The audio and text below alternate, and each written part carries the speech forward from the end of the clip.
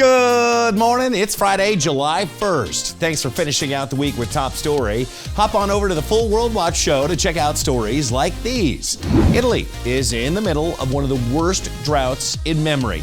And a century-old tunnel at Niagara Falls offers stunning new views. Now, this is Top Story.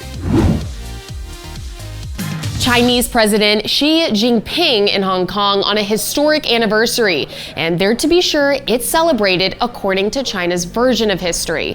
Today is Establishment Day, and this one marks 25 years since the day when, after 156 years of rule, British leaders handed control of Hong Kong to China.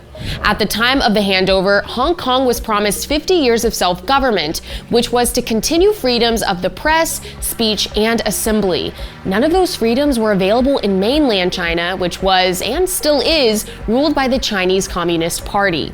But today, those promises ring hollow as Beijing expands its power and influence. Pro-democracy newspapers that have been critical of the government have been forced to close. Apple Daily is one of those.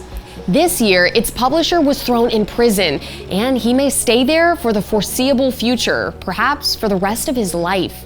More recently, the new Palace Museum is set to open tomorrow, aiming specifically to introduce the youth of Hong Kong to Chinese culture. We need to promote the transmission and dissemination of Chinese culture, especially among the youth in Hong Kong. China has used propaganda, a government version of history and events, to rally support. And now, under China's direction, Hong Kong is getting ready to rewrite history. The government will introduce textbooks that deny the Chinese territory was ever a British colony, according to Hong Kong's South China Morning Post newspaper. It sounds like China is winning the battle over the truth, but all hope is not lost. Many in Hong Kong continue to resist China in their own ways.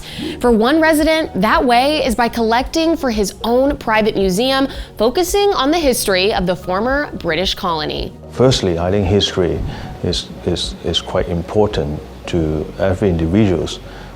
Regardless it's good or bad, it's always a lesson to learn and always a experience from the past.